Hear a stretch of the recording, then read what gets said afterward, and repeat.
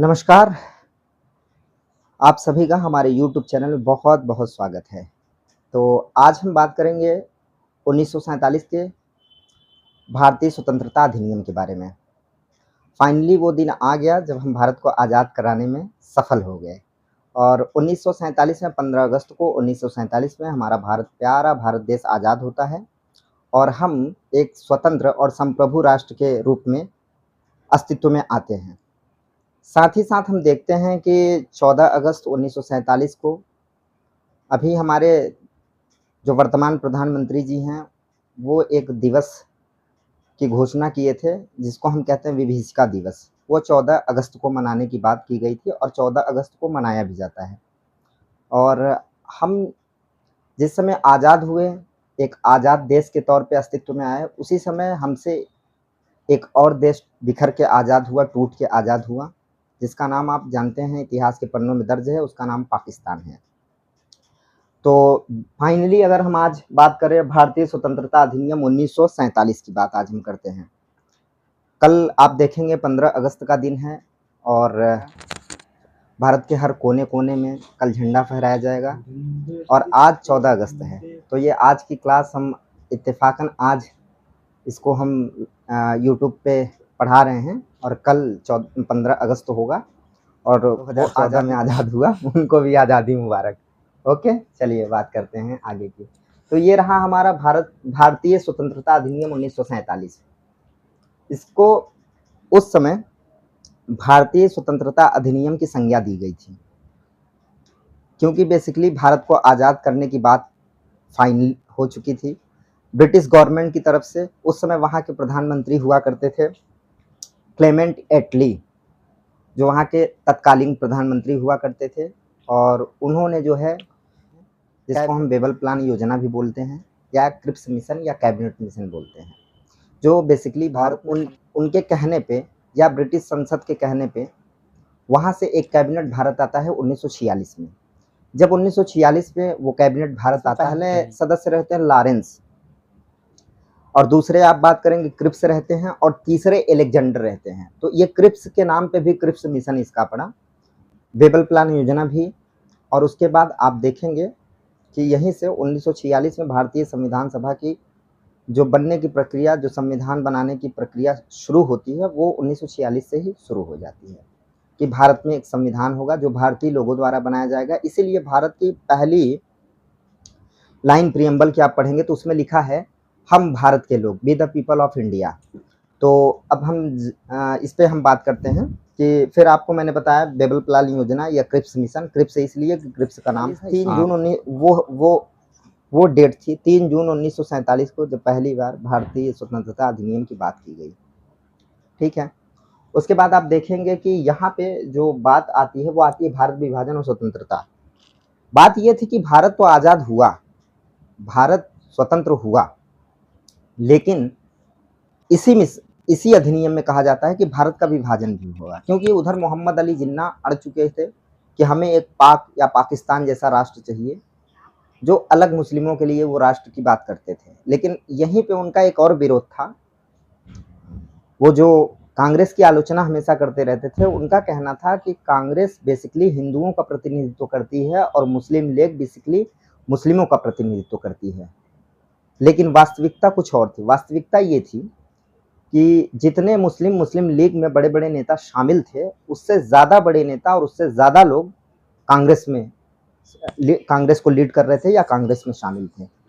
तो जिन्ना का ये भी एक तरीके से विरोध था कांग्रेस को लेके कि कांग्रेस हिंदुओं का प्रतिनिधित्व करे और मुस्लिम लीग मुसलमानों का, जबकि कांग्रेस का कहना था कि नहीं, हम पूरे देश को साथ लेके चलेंगे और हिंदू मुसलमान नहीं होने देंगे।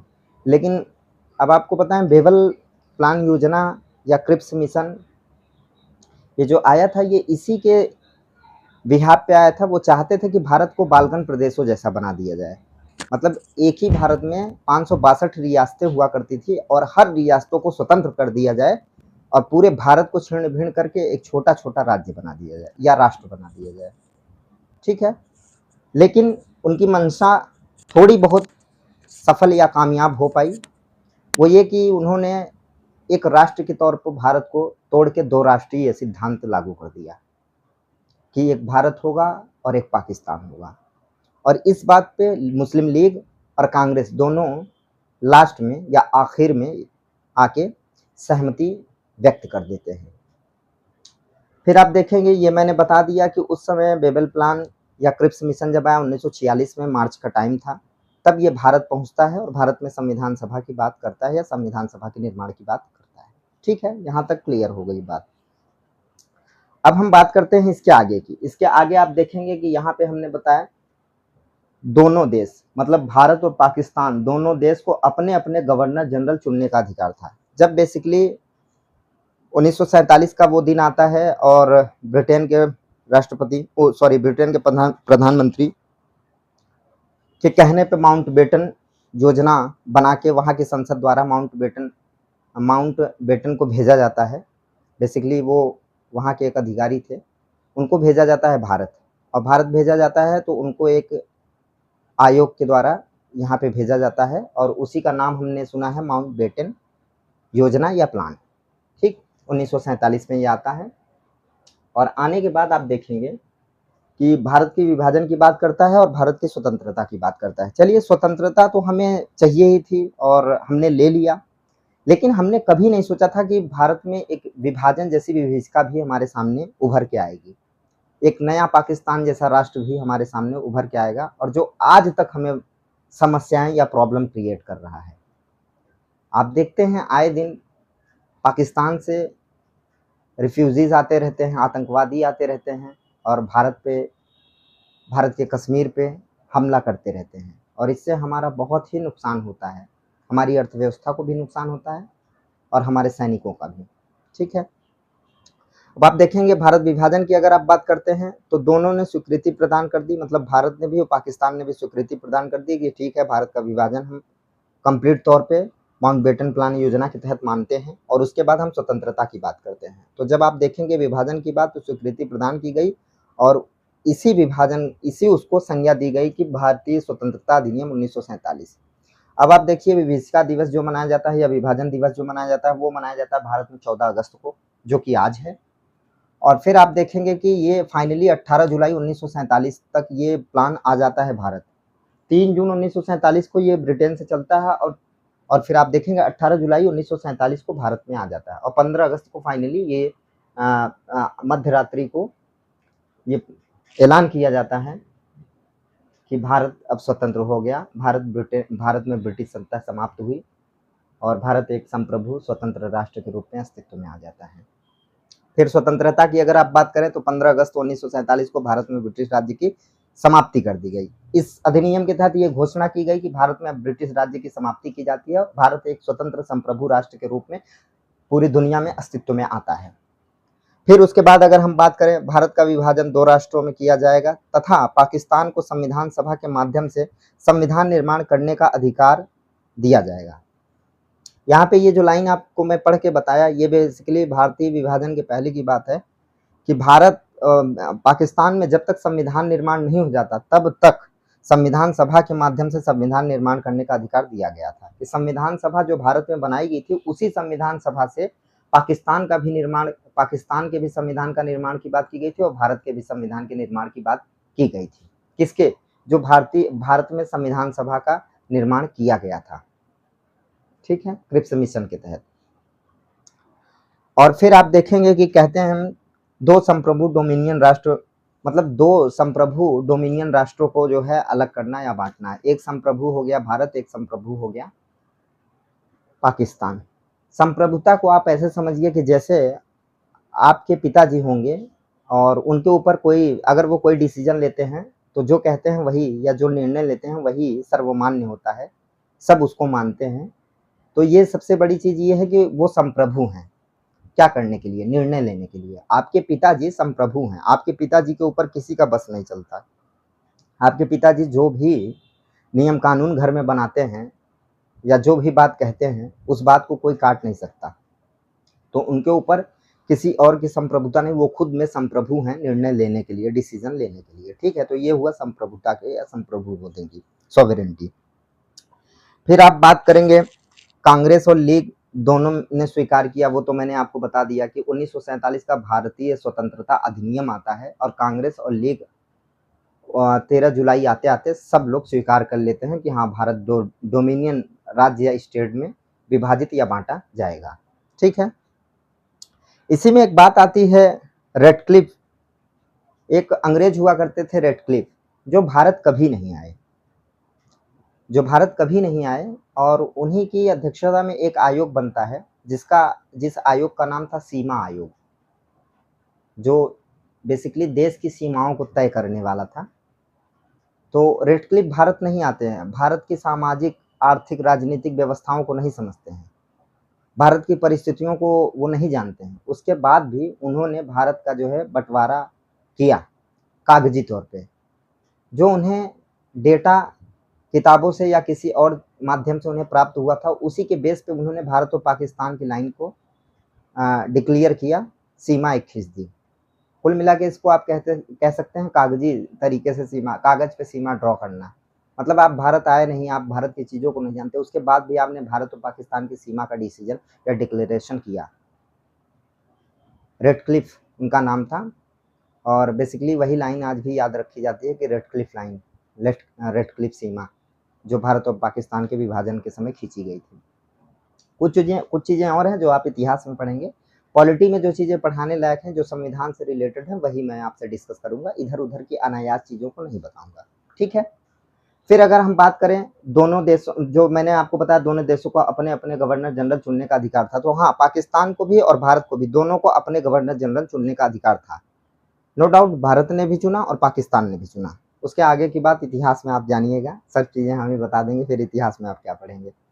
फिर उसके बाद भारत सचिव के पद की समाप्ति कर दी गई। जो भारत सचिव पद का सृजन किया गया था भारतीय मामलों की देखरेख करने के लिए, और बेसिकली वो लंदन में बैठते थे और मंत्रिमंडल के वहाँ लंदन की उसमें संसद में वो सदस्य हुआ करते थे, वहाँ की मंत्रिमंडल में। तो बेसिकली वो पद समाप्त कर दिया गया इस अधिनियम में, 1947 के भारतीय स्वतंत्रता अधिनियम में भारत सचिव के पद को समाप्त कर दिया गया।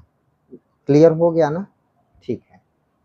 देसी रियासतों को भारत या पाक में मिलने या स्वतंत्र रहने। अब देखिए जो रजवाड़े वगैरह बचे, जो भारत में बहुत सारे रजवाड़े, नवाब, उपराजा, राजा, बादशाहत तो खत्म हो गई थी बादशाहत तो खत्म हो गई थी 1757 के विद्रोह में ही। बहादुर शाह जफर को जो है रंगून भेज दिया गया था और वहीं उनकी डेथ हो गई थी। उसके बाद बचे जो, ये कह सकते हैं कि कुछ ऐसे लोग भी थे जो अंग्रेजों के तलवे चाट के वो अपनी रजवाड़ी या राजशाही विरासत को बचा के रखे थे। तो उनको भी इस 1947 के भारतीय स्वतंत्रता अधिनियम में कहा गया कि या तो आप पाकिस्तान में विलीन हो जाइए, या तो आप भारत में विलय कर लीजिए, या अगर आप चाहते हैं तो आप स्वतंत्र भी रह सकते हैं। किसको कहा गया? देसी रियासतों को कहा गया। ठीक है, कि आप अपना स्वतंत्र अस्तित्व भी बनाए रह सकते हैं। और आगे मैं बताऊंगा कि कैसे जो है पोलो अभियान किया गया, किसके खिलाफ? हैदराबाद के खिलाफ। सरदार वल्लभ भाई पटेल ने जो है पुलिस कार्रवाई करके उसको भारत में विलीन किया था, या विलय कराया था, या मिलाया था। तो ये सब बात की बातें हैं। अभी फिलहाल इतना आप जानिए कि क्या क्या हुआ था 1947 के भारतीय स्वतंत्रता अधिनियम में। फिर अगर हम बात करते हैं, जब तक दोनों राष्ट्रों का संविधान अस्तित्व में नहीं आता तब तक 1935 से शासन संचालित करना होगा। अब आप देखिए 1935 के भारत शासन अधिनियम को मैं पढ़ाते हुए आपको बताया था कि भारत में बेसिकली जो भी 2/3 भाग भारतीय संविधान में 1935 के भारत शासन अधिनियम से शामिल किया गया था, जिसमें अंबेडकर जी का ये मानना था कि भारत की जो व्यवस्था है, भारत की जो कानून व्यवस्था है, भारत की जो सरकार चलाने की व्यवस्था है, वो 1935 के भारत शासन अधिनियम से रूल किया जा सकता है। ठीक है, लेकिन बहुत सारे परिवर्तनों और बदलावों के साथ एक्सेप्ट किया गया, अपनाया गया 1935 के भारत शासन अधिनियम को। और उसी के तहत कहा गया कि जब तक आपका एक स्वतंत्र संविधान आपके देश में नहीं लागू हो जाता, तब तक आप 1935 के भारत शासन अधिनियम से शासन चलाते रहेंगे। ये कहना था इस 1947 के भारतीय स्वतंत्रता अधिनियम का। ओके, यहाँ तक बातें क्लियर हो गई होंगी। फिर अगर हम बात करें ब्रिटिश शासन की समाप्ति, अब देखिए कितनी अच्छी बात, जो जिस दिन का इंतजार था वो दिन तो आज आ गया, फिर हम रहें ना रहें ये देश तो रहना चाहिए। तो यहाँ पे क्या हुआ, ब्रिटिश शासन की समाप्ति कर दी गई। और सबसे अच्छी लाइन इस अधिनियम की थी वो ये थी कि स्वतंत्रता रूपी सूर्य का उदय। काफी टाइम से भारत में अंधेरा छाया हुआ था, घनघोर बारिश हुई, धूप निकली, धूप खिली, और वो दिन आ गया फाइनली जिस दिन का हमें और आपको इंतजार था। 1947 का 15 अगस्त का वो दिन, जिस दिन पहली बार दिल्ली के लाल किले से पंडित जवाहरलाल नेहरू जी, हमारे पहले प्रधानमंत्री जी, अपना वक्तव्य देते हुए कहते हैं कि आज ये हर हिंदुस्तानी के लिए गर्व का विषय है कि हम एक गुलाम देश से आज़ाद देश के रूप में बदल गए या परिवर्तित हो गए। और आज का ये जो सवेरा है, ये आज़ाद भारत की एक उदय की किरण दिखती हुई नजर आती है। तो ये वही है कि स्वतंत्रता रूपी सूर्य का उदय हुआ 1947 में। फाइनली हम आज़ाद हो गए। आज हमने भी देश को आज़ाद करा दिया। और कल 15 अगस्त है, और कल आप अच्छे से आज़ादी मनाइए। और आप सभी को स्वतंत्रता दिवस की ढेर सारी शुभकामनाएं, ढेर सारी बधाई हो आप सबको, ढेर सारा मुबारक हो कि आप स्वतंत्र भारत में जन्मे। वरना जब गुलाम भारत था और जब उसमें जो लोग जन्मे थे, आप देखेंगे कि आज़ादी के टाइम में, आज़ादी से पहले कितनी लड़ाइयाँ लड़े वही अंग्रेज हैं जिनको आज हम कितनी रिस्पेक्ट देते हैं। और वही अंग्रेज हमारे पुरखों के साथ कितना अन्याय किए और हमें और हमारे देश को गुलाम बना के रखे। खैर, आप देखेंगे कि कुछ चीज़ें और मैं आपको जैसे इसमें बताता हूँ कि जो स्वतंत्रता की लड़ाई में जो लोग शहीद हुए, जिनकी शहादत हुई, कई नाम तो मैं ऐसे ही गिना सकता हूँ। चलिए कुछ नामों को मैं गिनाता हूँ। सुभाष चंद्र बोस जी को आप जानते ही होंगे, आप क्या पूरा हिंदुस्तान नहीं पूरी दुनिया जानता होगा। फिर आप बात करते हैं चंद्रशेखर आज़ाद साहब की, फिर आप बात करते हैं भगत सिंह की, फिर आप बात करते हैं सुखदेव की, फिर राम प्रसाद बिस्मिल की, और फिर कई सारे ऐसे मुस्लिम फ्रीडम फाइटर रहे हैं। अशफाक उल्लाह खान का नाम आपने सुना होगा। उसके बाद आप देखेंगे कि आज़ाद भारत के बाद भी वीर अब्दुल हमीद जैसे लोग पैदा हुए। तो हमारे देश में बहुत ऐसी विभूतियाँ पैदा हुई, जन्म ली, जिन्हें हम याद करके वो मार्मिक क्षण याद आता है कि जब हम गुलाम थे तो हम कहीं भी किसी भी तरीके से अपनी स्वतंत्रता सेलिब्रेट नहीं कर पाते थे। आज़ाद भारत का ये हाल है आज कि आजकल के जो युवा पीढ़ी हैं वो फ्रीडम फाइटरों का मजाक उड़ाते हैं।